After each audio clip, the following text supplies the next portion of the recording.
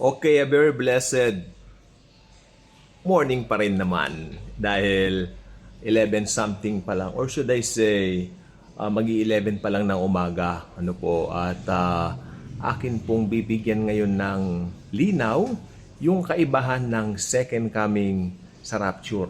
Magkaiba po ito, hindi po same event. Marami po ka nakababasang post, second coming, be ready, second coming agad. Thinking sa kanilang isip na magkaisang event ito, parehas daw, according to them, dahil nga po sa mga ilang pagkakapare-pareho tungkol doon sa mga trumpets na binabanggit. Pero magkaiba po talaga ito. Okay? Lalo na yung mga nag-aral po sa Bible School, yung mga nakakaalam ng wikang Greek, alam po talaga nila na ito po ay magkaibang events. Hindi po siya the same. Okay? Okay, padadaliin ko na lang po para makuha po ninyo. Sa rapture, Jesus will come for the church. Jesus will come to get His church. Tayo ang church. Tayo mga believers ng Panginoong Jesus ang church. 'Di ba? So kukunin po niya tayo to be with Him forever and ever. Yun po ang gagawin niya sa araw ng rapture. Okay. Pagkatapos po ng rapture, great chaos ang mangyayari sa daigdig na ito. Magkakaroon dito ng kapighatian na hindi pa naranasan. Nakahula po yan sa banal na kasulatan. Reason ng rapture. What is the main reason bakit may rapture? Because of the love of Jesus towards His church, His bride. Hindi niya hahayaan na suungin natin ang ganong kahindik-hindik at ganoon katiribleng pasakit. No? Jesus loves us so much. Mahal niya tayo.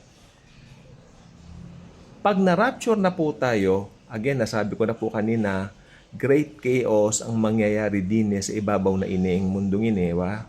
Tapos, after that, sa langit, doon tayo dinala, magbibigayan ng reward. Bema seat of Christ. There in heaven, Jesus on the throne, giving us rewards. May nag-text, may nag-message. At tayo po ay kanyang bibigyan ng reward. Ano naman ang reward na yun? Abay, malay ko. Hindi ko alam. Pero, message. Hayaan nyo, hindi ko pinapasin nag-PPM. Mamaya na may ginagawa. So, tayo po ay, saan na ba ako? May nag-PPM kasi. Okay, magbibigay ng reward. Doon na ba tayo? Okay, nagbibigay siya ng reward sa heaven, sa believers. Habang dito, pasok na po yung 7 years of tribulation. Diba? First 7 years, first 3 and a half years, kaya yan. Tribulation. First 3 and a half years. Kumbaga, good boy yung Antikristo. Good boy siya. Mabait siya. Sige lang, di ba? Sasabihin ng mga Hudyo, oh, please, let us make our temple. O, yung third temple na, papagawa po niya yan eh. Oo, at bibilib sila dito sa Antikristo na ito at yes, magpapakitang gilas siya sa mga tao, especially sa mga Jews, no? At ang Antikristo po ay magiging mabango. Kasi after nung rapture, may great chaos nga nangyari. Nag-offer ng peace ang Antichrist eh, di ba? At nag-offer siya ng peace. Nalinlang niya yung mundo. Ito na yung sagot sa ating mga ganyan, ganon.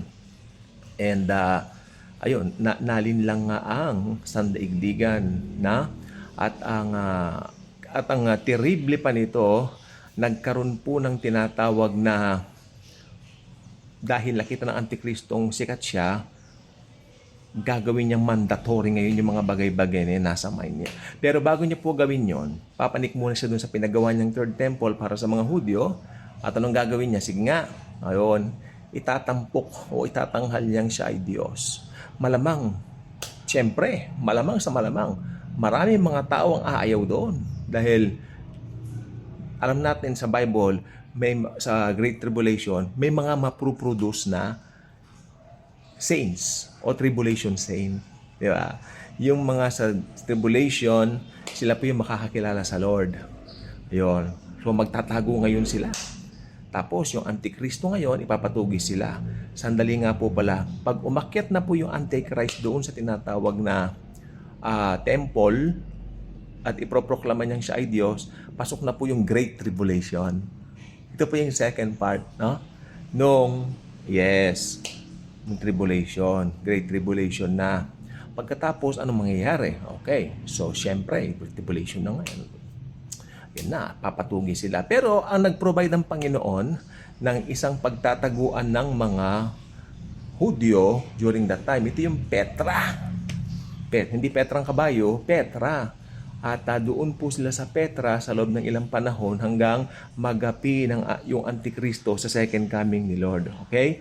Sa Great Tribulation po, matindi po ang lindol, matindi po ang mga sakuna, matindi ang mga nuclear wars, matindi ang mga sabog-sabog na ganyan, yung parang movie lang ang datingan, yung datingan.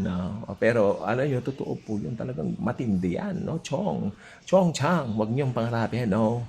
Na matira doon, na maiwan, no? Dahil sa totoo lang po, at ito po ay hindi kaaya-aya. At yun, at syempre, at ang Antikristo po ay yung mga ayaw magpatatak kasi magre-require siya na magtatakan ng 666. Aba, nung ako po ay bagong mananampalataya, naiisip ko yan, yung 666 na yan. Ay, baka lalagay sa noo. May pentel pen, isusulat sa noo. 666. So, kababawan, di ba? Yung kababawan po yon. Hindi po gano'n. Sabi naman ng iba na nauso yung microchips, no? Microchips. Pero may mga mas bago po, mas makabagong invention ngayon on how to control people at habang tumatagal po kasi ang panahon, ganyan ko na lang yan para mas malayo. Malaki lang tiyan. Malaki ang tiyan ko.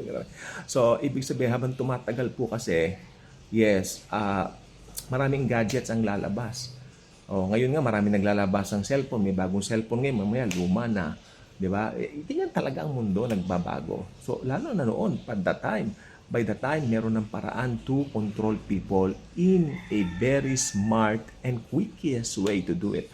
So after that, papahabol ng Antikristo yung mga ayaw magpatatak at papupugutan ng ulo. Ito po yung magiging tribulation saint.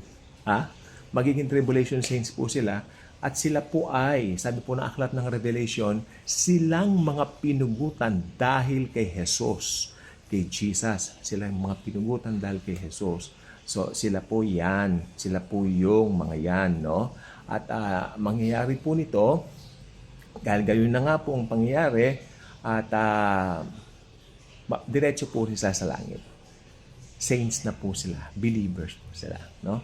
Pero yung mga naiwan po rito, talagang dumaranas ng delubyo, lindol, sakuna. Hanggang darating na po si Jesus. Ito na po yung second coming.